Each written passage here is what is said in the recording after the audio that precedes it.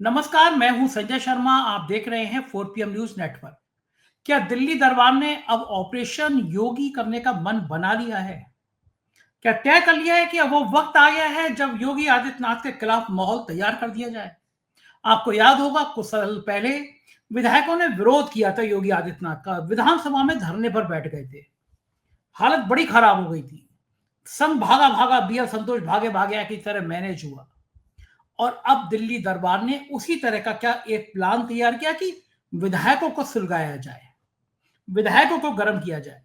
बताइए, भारतीय जनता पार्टी का एक विधायक कह रहा है कि पुलिस ने उसके कपड़े फाड़ डाले। वो कह रहा है कि मैं लखनऊ में चीफ सेक्रेटरी सस्पेंड नहीं किया गया तो मैं आग धाग कर लूंगा। रूलिंग पार्टी का विधायक। विपक्ष कह रहा है कि अब तक तो आम आदमी की बात नहीं सुनी जाती थी, अब तो बीजेपी के विधायकों के कपड़े फाड़े जा रहे हैं। मौका भी मिला है। तो खेल क्या है? योगी आदित्यनाथ जिस तरह उत्तर प्रदेश में सांप्रदायिकता की पिच तैयार कर रहे हैं, हिंदू मुसलमान का माहौल तैयार कर रहे हैं, वो चाहते हैं कि अगर दिल्ली उन्हें हटाने की सोचे, उससे पहले वो एक हिंदू नायक के रूप में इतने बड़े रूप में स्थापित हो जाएं कि दिल्ली को और संघ को 1000 बार सोचना पड़े। बहुत तलवार की धार पे चल रही है राजनीति। भारतीय जनता पार्टी का राष्ट्रीय अध्यक्ष संभवतः उसके नाम की घोषणा 8-10 दिन में हो जाएगी। वो मोदी के पसंद का होगा, मोदी के खिलाफ होगा, इसकी निगाह बनी हुई है। 75 साल होने के बाद मोदी कुर्सी पर रहेंगे या नहीं रहेंगे, इसकी चर्चा है। इस बीच में योगी आदित्यनाथ की इस तरह विधायकों की घेराबंदी करने के पीछे क्या है ऑपरेशन मोदी और शाह, इसकी चर्चा करेंगे। पश्चिमी उत्तर प्रदेश के तेज तर्रार पत्रकार राशिद जहीर, इन सारे मुद्दों में बातचीत करेंगे। चलते हैं राशिद भाई के पास। पहले चैनल को सब्सक्राइब और ज्वाइन करिए, फिर सुनते हैं राशिद की बातचीत। राशिद भाई, फिर से उत्तर प्रदेश में गजब हो रहा है। फिर आपको याद होगा, कुछ साल पहले उत्तर प्रदेश की विधानसभा में 150-200 विधायक बैठ गए थे योगी आदित्यनाथ के खिलाफ धरने पर। बड़ी मुश्किल से पसीने आ गए थे सरकार को। पहला बार ऐसा हुआ था कि अपनी ही सरकार में विधायक इकट्ठे होकर मुख्यमंत्री के खिलाफ बैठ गए। इधर दिल्ली में और लखनऊ में, दिल्ली दरबार और लखनऊ यूपी दरबार में जो चल रहा है वो किसी से छुपा नहीं। अमित शाह एक का बस चले तो एक दिन वो योगी आदित्यनाथ को मुख्यमंत्री ना रहने दें। मैंने बहुत दिन पहले वीडियो बनाया था, मैंने उसमें कहा था कि अमित शाह जी की या दिल्ली दरबार की रणनीति यही होगी कि जब योगी आदित्यनाथ को कमजोर करना है तो विधायकों का विरोध कराया जाए और योगी आदित्यनाथ से कहा जाए विधायक संभालो। अब योगी आदित्यनाथ जनता में तो लोकप्रिय है लेकिन विधायकों में लोकप्रिय नहीं है, सब जानते हैं। तो विधायकों की घेराबंदी करके फिर कहा जाए कि अब संभालो अपने विधायक, और विधायक योगी आदित्यनाथ संभाल नहीं पाएंगे, ये बात भी बिल्कुल तय है। और यही बात मैंने जो कही वो सामने आ रही है कि नंद किशोर गुर्जर, गाजियाबाद के विधायक है ना नंद किशोर गुर्जर, वो बैठ गए वहां पे धरने पे और पुलिस ने उनके कपड़े वपड़े फाड़ डाले, ऐसा आरोप है। और भाई कह रहे हैं कि 28 तारीख तक तो कथा चल रही है यहाँ पे, 28 तारीख के बाद मैं आऊंगा लखनऊ में और चीफ सेक्रेटरी को सस्पेंड नहीं किया गया, सीधा चीफ सेक्रेटरी, तो अपनी जान दे दूंगा। और वो जो विपक्ष का विधायक नहीं कह रहा अपनी जान दे दूंगा, ये सत्ता पक्ष का विधायक कह रहा है अपनी जान दे दूंगा। आपको समझ में आ रहा है खेल? क्या ये दिल्ली दरबार जो मैं कह रहा था वही हो रहा है कि योगी आदित्यनाथ की घेराबंदी शुरू हो रही है? एक विधायक रूलिंग पार्टी का कह रहा है कि मैं अपनी जान दे दूंगा, चीफ सेक्रेटरी सस्पेंड नहीं हुआ। पुलिस के ऊपर आरोप है कि पुलिस ने विधायक के कपड़े फाड़ डाले, बीजेपी के विधायक के। मतलब तस्वीरें ऐसी हैं जो बड़ा अजीब सा चित्र प्रस्तुत कर रही हैं उत्तर प्रदेश में। खेल क्या लग रहा है? आपकी पॉलिटिकल जानकारी बहुत दुरुस्त रहती है, पश्चिमी उत्तर प्रदेश का मामला है, आप जुड़े भी हैं वहां से, सीन क्या है? सर, पहली बात तो पूरा देश इस बात को जानता है कि भारतीय जनता पार्टी का कोई भी नेता अपनी लब कुशाई यानी कि अपने लब जब खोलता है जब कहीं से इशारा आता है, वरना सर हकीकत बात तो यह है, डर की वजह मानकर चलिए या सुशासन की वजह मानकर चलिए, भारतीय जनता पार्टी के नेता बहुत ज्यादा संयमित रहते हैं। नंद किशोर का ये जवाब, इसके अलावा मैं 2-3 नेताओं की और बात बताऊंगा आपको कि किस आदमी ने किस वक्त कैसी बात कब करनी है। ये जाहिर सी बात है, कहीं से चाबी भरी जाती है। वो जो आपने शुरुआत की सर, मैं उस जमाने का गवाह हूं। 150 विधायकों ने बाकायदा सिग्नेचर संतोष के सामने, वो अगर बीएल संतोष उस वक्त विद्रोह ना रोकते तो उस समय भी योगी आदित्यनाथ जी का पुलिंदा बांधने की कोशिश विधायकों के माध्यम से की थी। और अब योगी आदित्यनाथ, सर बात यह है, इसमें तो कोई दो राय नहीं कि उत्तर प्रदेश पे वो शासन कर रहे हैं, लेकिन उनको ये मालूम है कि महाकुंभ में जिस प्रकार से मोदी जी तक ने उनका जिक्र नहीं किया और वो पूरे देश में महाकुंभ को करके एक अकेले चेहरा बन गए हैं, ऐसे समय में सर आला कमान के सामने ये चुनौती बहुत है कि 64 करोड़ आदमियों को भले ही कागजों पे ही सही, लेकिन अगर डुबकी लगवा दी है तो कहीं ऐसा ना हो कि सारे डुबकी इन्हीं के घाट पर लगा दें। अगर इन्हीं के घाट पर डुबकी लगा दी गई तो सर आपको मालूम है कि 2029 में क्या होगा। वरना दो शब्द लोकसभा में जो आदमी महाकुंभ का बाकायदा शिल्पकार रहा, उसके बारे में अगर दो शब्द मोदी जी बोल देते तो कोई बुरा हो जाता क्या? लेकिन नहीं बोले। उन्होंने महाकुंभ का जिक्र किया लेकिन योगी आदित्यनाथ ने किया। इस बात से पूरे देश को पता चल गया और भागे भागे फिर वो आरएसएस के मुख्यालय पे भी गए। आपको मालूम है, क्योंकि योगी आदित्यनाथ की जो जुड़ाव है इस समय आरएसएस से वो ज्यादा गहरा है और उनको मालूम है। तो ये बात आ चुकी है। अब ये चाहे वो गुर्जर के नाम पे, नंदकिशोर गुर्जर का नाम हो, या फिर सरधन्य का एक विधायक है दूसरा हो, या कोई तीसरा आदमी हो, इनके जरिए कुछ ऐसी हल्की हल्की छोटी छोटी सी वो लगाई जाएंगी। मैं कह सकता हूं जैसे आग में छोटी सी सुलगन लगाई जाती है ताकि आग भड़क जाए, देखा जाए माहौल क्या। तो ये नंदकिशोर गुर्जर जो कह रहे हैं अपनी सरकार के खिलाफ कि मैं आत्मदाह कर लूंगा और 28 मार्च तक वो चलेगा, और ये इनका रोल भी किस प्रकार का रहा है, पहले भी ये अक्सर जो है सरकार को यानी कि यूपी सरकार को घेरे में डालते रहे। तो ऐसे समय में इनका ये जवाब देना कि मैं चीफ सेक्रेटरी के आगे आत्मदाह कर लूंगा, बिल्कुल साफ नजर आ रहा है लोनी का विधायक लखनऊ में जाकर के ये काम कर रहा है। अरे लोनी से 4 किलोमीटर अमित शाह का घर है, आप वहां चले जाओ बॉर्डर कूद करके, देयर इज नो प्रॉब्लम। और जहां की आप बात करो तो है बॉर्डर, लोनी बॉर्डर जो है वो यही तो है। गाय का मसला हो, गौकशी का मसला हो, मुर्गे की दुकानें बंद करना हो, ये तमाम काम नंदकिशोर गुर्जर बाकायदा लॉ एंड ऑर्डर पर आवाज उठाते रहे और ये जताते रहे कि सब कुछ सही नहीं है। एक मर्तबा तो सर मैं आपको एक बात बताता हूं, वहां पर एक दरोगा इंस्पेक्टर था, उसका नाम मेरे जहन से निकल रहा है, मैं जानता हूं उसको। उस आदमी ने लोनी के इसी जगह क्षेत्र में 7 आदमियों के घुटने में गोली मारी और 7 आदमियों के घुटने में एक ही तरफ। उस वक्त भी ये जो है नरेश ये गुर्जर साहब जो है कूद कर आए और आकर बोले कि गौ रक्षकों की रक्षा तो मैं करूंगा और ये सरकार नहीं कर पा रही है, ये नहीं कर पा रही है। पता चला वो जो बंदा था जो एसओ था वो उनका रिश्तेदार था। कहने का मतलब, हालांकि वो त्यागी लगाता है मेरे ख्याल से अपने आगे, लेकिन मेरे कहने का मतलब आपस में कॉन्टेक्ट थे, वो एक प्लान था।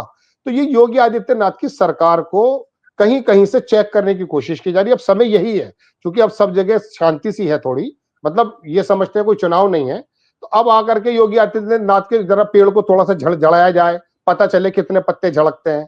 लेकिन योगी आदित्यनाथ भी, एक बात मैं बता दूं सर आपको, अमिताभ बच्चन के लड़के की एक फिल्म आई थी गुरु, उसके अंदर अभिषेक बच्चन कचहरी में ये कहता है कि हमारी आपने एंट्री नहीं होनी थी बाजार में, हमने पैर अड़ा दिया दरवाजे में, अब आप हमें हटा नहीं सकते। तो सर योगी आदित्यनाथ ने पैर अड़ा रखा है बहुत जबरदस्त, वो अगली टर्म में बताऊंगा। जी सर, बिल्कुल ठीक बात है। पहले मैं अपने दर्शकों को सुनवाता हूं कि नंदकिशोर गुर्जर ने भारतीय जनता पार्टी के जो विधायक हैं उनका दर्द क्या है, उनकी पीड़ा क्या है, सुनिए और फिर बातचीत हम लोग आगे जारी रखें। बता दिया था कथा के बाद मैं चुनौती देना चाहता हूं कि दिल्ली पुलिस को, चीफ सेक्रेटरी अगर तेरी माँ ने दूध पिलाया है कमिश्नर तेरी माँ ने दूध पिलाया है, तो कथा के बाद गाजियाबाद कहीं भी तय कर लेना, तेरी गोलियां होंगी, हमारे सीने होंगे, यहां से लेकर के 28 तारीख के बाद समय चीफ सेक्रेटरी का होगा, समय चीफ सेक्रेटरी का होगा। माननीय योगी जी ने हमसे मना किया था, बोलना नहीं है, हम चुप थे, पुलिस अन्याय कर रही थी, मेरे कार्यकर्ता को करीब 11,000 रुपए देकर छोड़ा, मैं बोला नहीं। एक कार्यकर्ता को गांधी बोर्डर थाने के इंस्पेक्टर ने पैसे देकर छोड़ा, मैं बोला नहीं। हमारी बहन सरिता चौधरी, उसको दरिंदों ने मारपीट की, मैंने आवाज उठाई, योगी जी ने कहा मैं बोला नहीं। कब तक चुप रहेंगे?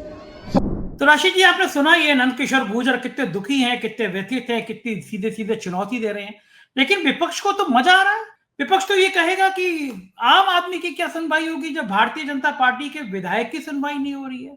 भाजपा का विधायक कह रहा है मैं जान दे दूंगा। अब ऐसी स्थिति में सरकार की साख पे तो सवाल खड़ा होता है।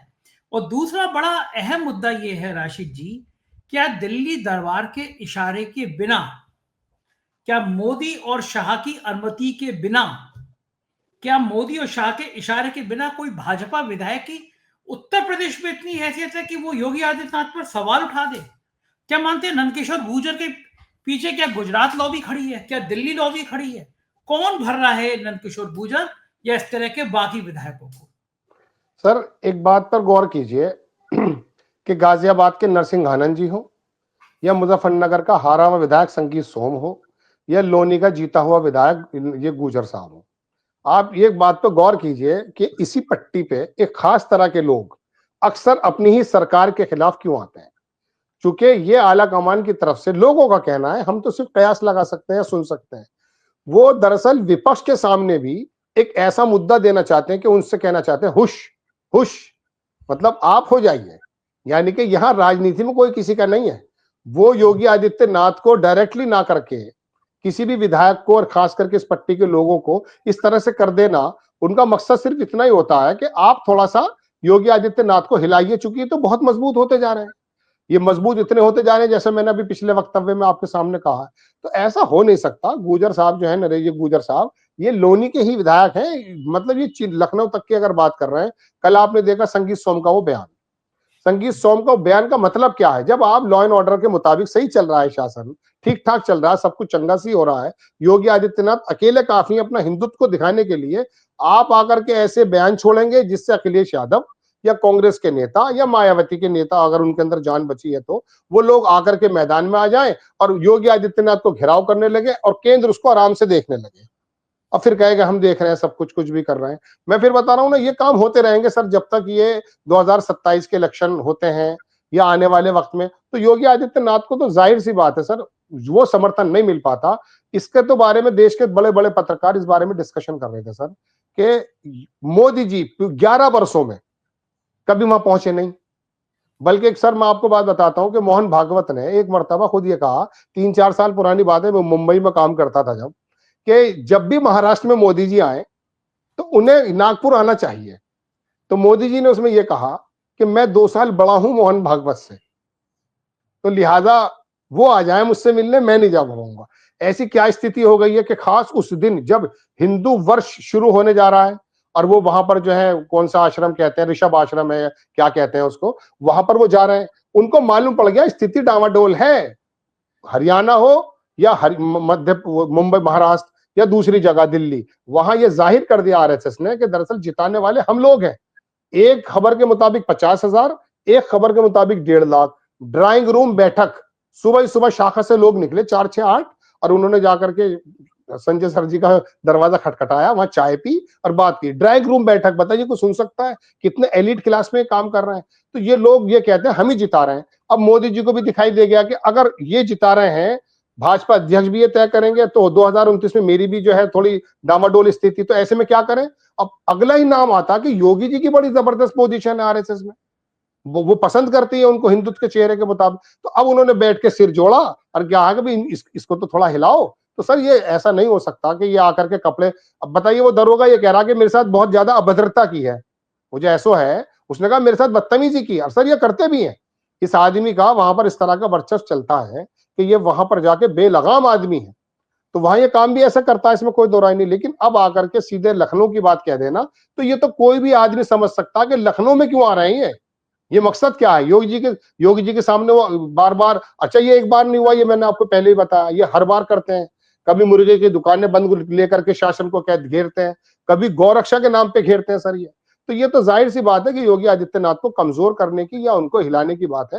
लेकिन ये सिर्फ ऐसा है कि जैसे नदी के अंदर कंकड़ मार के देखा जाता है कि गहराई कितनी है। जी राशि भाई, योगी आदित्यनाथ भी कम नहीं है। उन्होंने भी देखा कि कुंभ के बाद जब दिल्ली उनकी घेराबंदी कर रही है, कुंभ में जो भगदड़ मची थी, उनके मरने वालों की संख्या नहीं बता रहे थे, सबसे पहले हम लोगों ने बताया।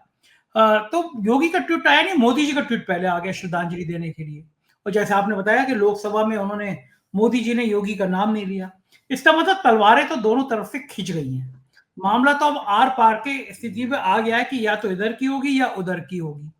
तो इस बीच में जो सांप्रदायिकता का माहौल तैयार किया जा रहा है, कभी संभल में मजार को लेकर, कभी संभल में मस्जिद की रंगाई पुताई को लेकर, ये जो प्रदेश में अचानक रोज सुबह उठती हैं तो सनातन धर्म खतरे में पड़ा होता है, बाकी कोई मुद्दा नहीं होता है, लेकिन सनातन धर्म खतरे में आ जाता है।